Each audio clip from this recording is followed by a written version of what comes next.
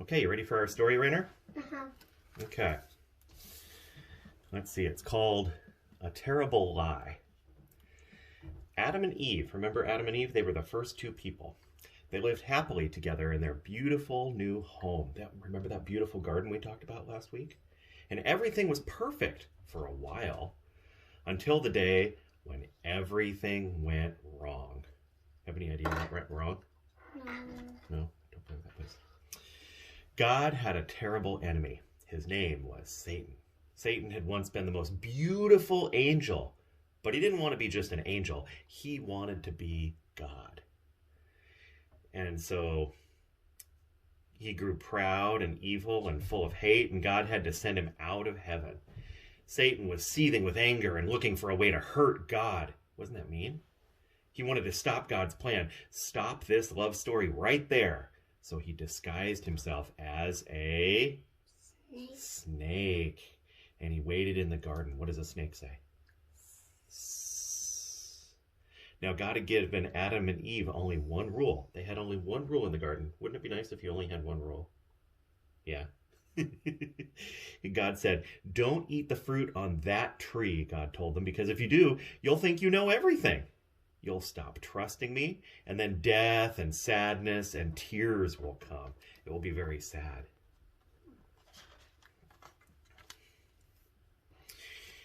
Now, you see, God knew that if they ate the fruit, they would think they didn't need him. But they would try to make themselves happy without God. But God knew there was no such thing as happiness without God.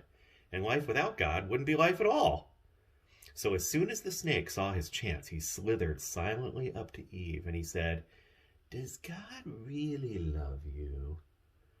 The serpent whispered, "If he does, why won't he let you eat the nice, juicy, delicious fruit? Poor you. Perhaps God doesn't want you to be happy." Is that true? That wasn't true. God wants us to be happy, right? Yeah. The snake's words hissed into her ears and sunk down deep into her heart like poison.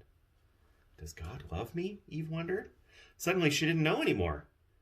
"Just trust me," the serpent whispered. "You don't need God. One small taste, that's all, and you'll be happier than you could ever dream." Eve picked the fruit and ate some, and Adam ate some too. And a terrible lie came into the world. It would never leave. It would live on in every human heart, whispering to everyone of God's children, "God doesn't love me." Oh, it made us worried. And it wasn't a dream. It was a nightmare. A dove flew from Adam's hand. A deer darted in a thicket. It was as if they were frightened by something. A chill was in the air. Something strange was happening. They had always been naked, but now they felt naked and wrong, and they didn't want anyone to see them, so they hid. They played hide and seek with God. That was kind of weird, huh? That was sad. Are you sad? No? Okay. Later that evening, as God was taking his walk, he called to them, "Children!" Usually Adam and Eve loved to hear God's voice and would run to him, but this time they ran away from him and hid in the shadows. "Where are you?" God called. "Hiding," Adam said. "We're afraid of you." "Did you eat the fruit that I told you not to eat?" God asked them. Adam said, "Eve made me do it." "What have you done?" God asked. Eve said, "The serpent made me do it." And a terrible pain came into God's heart. God's children hadn't just broken the one rule, they had broken God's heart. They had broken their wonderful relationship with God, and now God knew everything else would break. God's creation would start to unravel and come undone and go wrong. From now on, everything would die, even though it was supposed to last forever. What animals do you see there? A deer.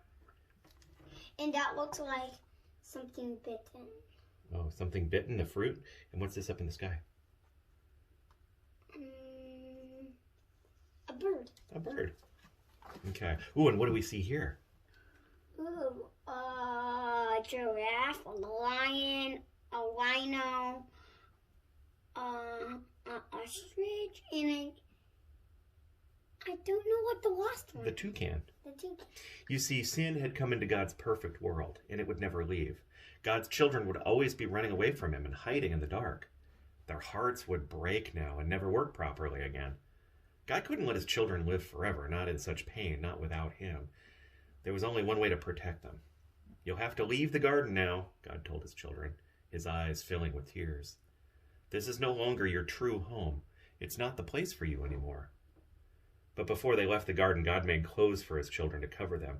He gently clothed them and then sent them away on a long, long journey, out of the garden, out of their home.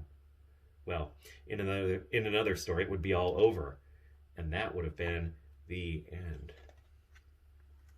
But not in this story. God loved his children too much to let the story end there. Even though he knew he would suffer, God had a plan, a magnificent dream. One day he would get his children back. One day he would make the world their perfect home again. And one day he would wipe away every tear from their eyes. You see, no matter what, in spite of everything, God would love his children with a never stopping, never giving up, unbreaking, always and forever love.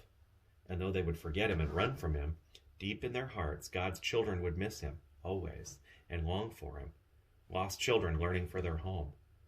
Before they left the garden, God whispered a promise to Adam and Eve. Do you know what a promise is? A promise is something that you have to do. That absolutely means it's true. He whispered this promise. It will not always be like this.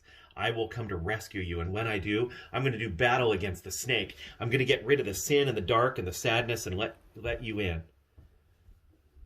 I'm coming back for you. And God would. One day, God himself would come. Okay, that's the end of our story for today. Is that a good one? Mm-hmm. Yeah.